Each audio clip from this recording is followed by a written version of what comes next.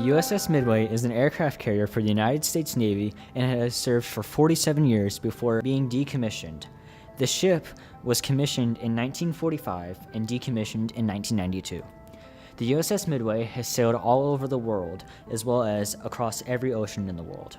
It has also performed many missions, such as evacuating the people of Vietnam during the fall of Saigon. The USS Midway now serves as a museum located here in sunny San Diego, where the museum runs on volunteers rather than employees. One volunteer that is essential to the USS Midway would have to be Bill Hay, a docent. I'm here every Wednesday at 10 o'clock. That's when the ship opens from 10 to 5. And so there's about 20 different locations throughout the ship that these docents fill up. But this is my basic position here, and I've been here just about every Wednesday for the last 3 years. On my 80th birthday, my sister came out to help me celebrate my 80th birthday. And we had nothing better to do, so I had never been on the Midway. So I came down here to be very honest about it, and with my wife, and I think my daughter did the Cook's tour. That was, back in 2010. Anyway, we did, of course, they have lots of new things have gone to happen since then. Anyway, one of these remarks that Janet made was, hey, when you retire, this would be a good job for you.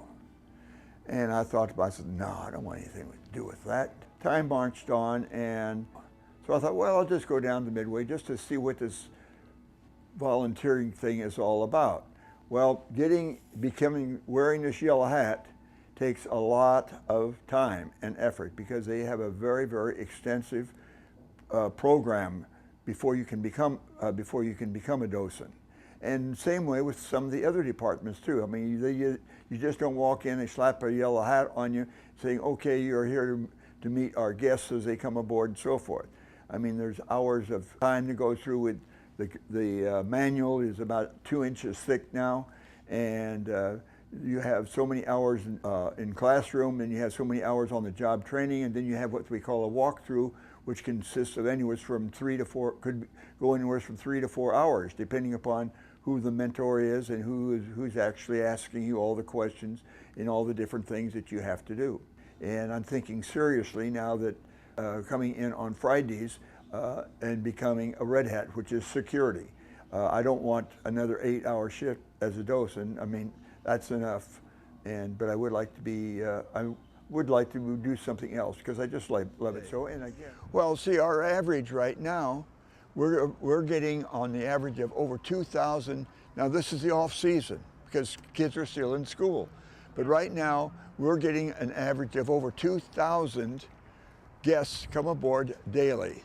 And the ship is open 7 days a week, 363 days a year. It's the only time it's closed is Christmas and Thanksgiving. Other than that, we're always open. From our normal business hours, of course, are from 10 in the morning until 5 in the afternoon. I mean, we're here to entertain, if that's the correct word, of the people who come on aboard, who pay to come aboard the ship, and to be entertained, and that's why they come here, to see what's going on. Most people have no conception as to what an aircraft carrier is or how big it is. They'll come aboard the ship and they'll say, I have an hour, what should I do? The first thing you do, if you go by all the 66 numbers or the 66 stations, we figured a minimum of 4.5 hours. I started off when I was 16 years old in 1944, and I joined the Marine Corps under a fraud enlistment. But back in 1944, they were not looking at birth certificates or permission slips from the parents. They were looking for people who could hold a rifle and shoot during World War II. Those patches represent a duty station or a place of which I have visited either on my own or as a member of the U.S. Marine Corps. And I was in San Francisco at 100 Harrison Street for 5 years, which was the Marine Corps Supply 40 Annex. We moved all the freight from Barstow, California throughout the Pacific. I actually ended up as a warrant officer in transportation and logistics. When me being a former Marine, I was on a lot of Navy ships during my 23-year career as a transportation and logistics officer. But insofar as ship's company is concerned, I've never slept aboard a Navy ship. I wouldn't know how to know it. And most of the Navy people in here, they knew three things. They knew where their work station was, they knew where the chow hall was, and they knew where in their bed. And that's basically it. Half of them don't even know about pry fly. They've never been up the chart house. They've never been up in the bridge where the captain actually ran the ship from. The only thing they did was go just within the confines of where they actually worked. Now remember, this ship, when it's underway, had 4,500 Navy guys on it. This ship never had any women sailors. The majority of the docents and the majority of all of them in the volunteers are all former military. The biggest percentage are, and I mean, we have from all 5 branches of the service. And I just happen to be one of the few Marines. I think there's probably, all total, we probably don't have more than 12 Marines involved, and we have a few Army and a few Air Force that I know about and so forth. But the majority are Navy, are former Navy men, not some of them, which this gentleman here actually was on the ship, and he is now director of exhibits. And in fact, as I saw him in his office a few minutes ago when we came through.